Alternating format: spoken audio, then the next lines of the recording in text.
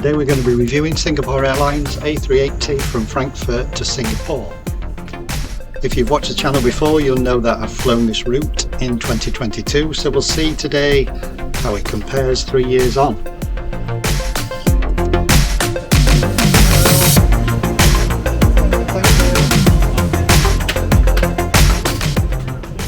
We're on the upper deck of the aircraft, where there are 6 suites and 78 business class seats in the 121 configuration, and today I'm in seat 17A. So let's have a look at the seat. The first thing to say was that everything felt new, which was a good start. My left was a mirror and a reading light, and then below that the headphone socket and a USB port for charging. Waiting at the seat was an eye mask and then some socks and slippers as well. There you can see the remote for the IFE, which was also touchscreen. Then the seat controls and the table release were just below, and the world's smallest armrest. And then down here in this little cupboard you've got a universal power socket and another USB. In the storage area with some literature were also a bottle of water and the headphones, which we'll look at later. And then you can see in the footwell were various blankets, which we'll also look at later. Then a cupboard above, and then the touch screen there. Champagne was served, and then in no time we were pushing back. Welcome aboard Singapore Airlines. As the safety equipment on this aircraft may differ from that of other aircraft, please give us your attention as we bring you through this important safety briefing and on a journey through Singapore. Just a word about flying business class. I certainly don't take it for granted. I absolutely love doing it. This is not business travel for me, it's for holidays. I don't have the miles to be able to pay for these flights, so it's hard-earned money that's paying for them. That's one of the reasons that I'm flying from Frankfurt, not Heathrow. So obviously I live in the UK, because the price difference is approximately £1,000. The aim of this review is to be completely objective and to give you an idea of what it's like on board, what the service is like, and also whether it's worth the price paid. And I'll tell you the price paid at the end of these series of videos. As you can see, it's dark outside, so the takeoff footage is less than spectacular.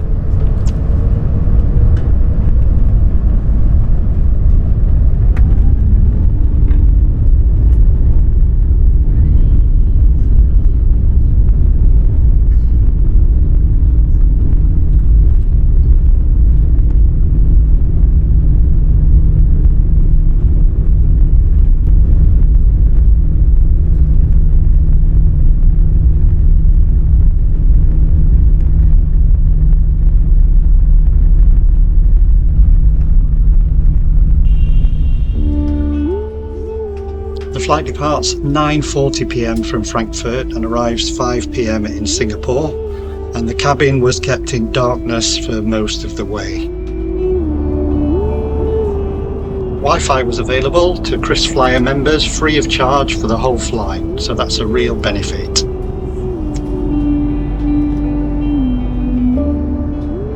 These are the headphones, obviously. They looked brand new. The noise cancelling worked really well and they were comfortable, and they were supplied with these hygienic covers.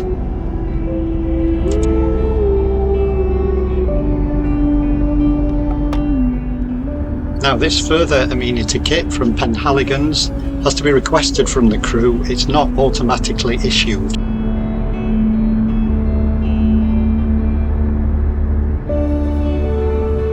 Tucked in the footwell on arrival, the pillow, the cushion that was already on the seat, and then this is the blanket or duvet, and finally this is the seat cover which you put in place for sleeping. Okay, so the first meal was dinner, served approximately an hour after departure, and this is the in-flight menu. And this, I recorded before, is the Book the Cook menu that I chose from. So first up was the wonderful satay chicken, and then the table was set.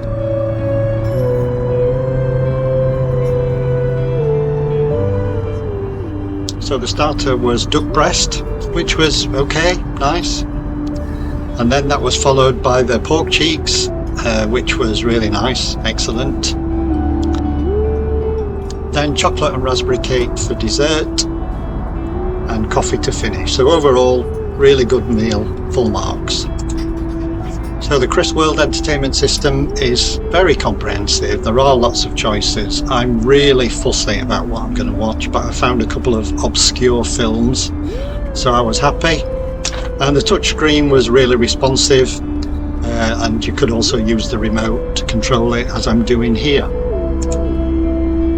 The in-flight map was good, although not as good as the one on Air China, which you can see in my previous review. The entertainment screen looked absolutely brand new, and it was really clear. So this is the seat in bed mode. You see the blanket and pillow on there, and then you can see my feet in the footwell. It looks like I'm in some kind of straitjacket, but I promise you I'm not trying to escape. I was free to leave at any time.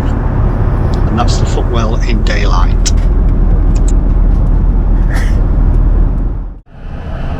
So a quick look in the loo. The amenities drawer was always kept stocked, and in general the toilets were kept extremely clean throughout the flight. For my next trick, I will make the waist open and close.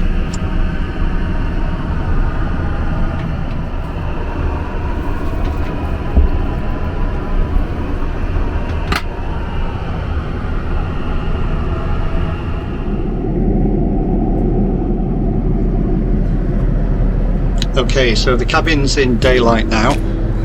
I've just been to the loo and I'm going back to my seat. So this is what the cabin looks like in daylight. Now notice, I think the centre seats are wider than the window seats. There's room for that extra little storage cupboard there. So if you want more room, maybe consider the centre seats.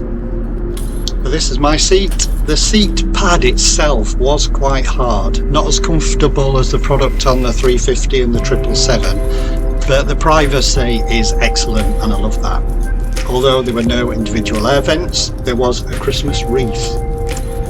I forgot to show another armrest on the right hand side and the seatbelt, which I believe has an airbag in it. Okay, how to deploy the tray table, which is very difficult with one hand. Oh, we've got a seat intruder, but it's okay, we're married. Right, there you go, table folds out, you can move it forwards and backwards, it's very sturdy. So after another hot towel, it was time for breakfast. Table was set, and then we got some fruit, croissant, orange juice, tea, and also a very nice yogurt.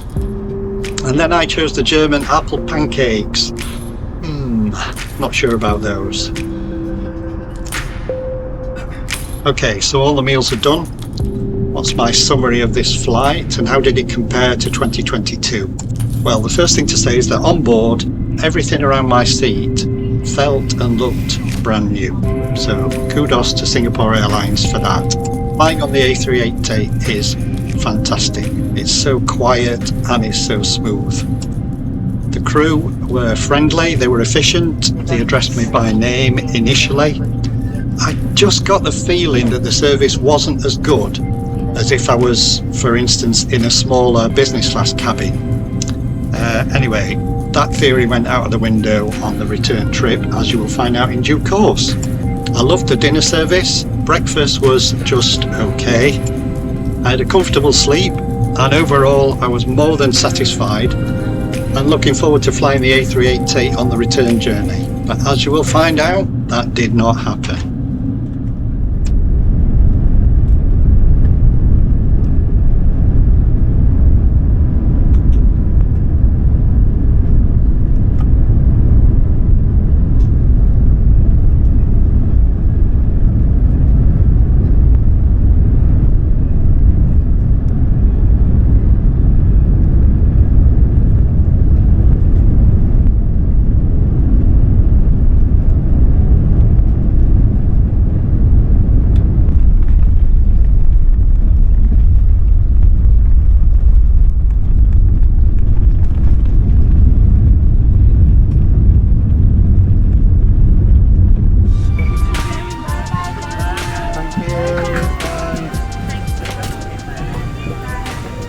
really hope you've enjoyed this review.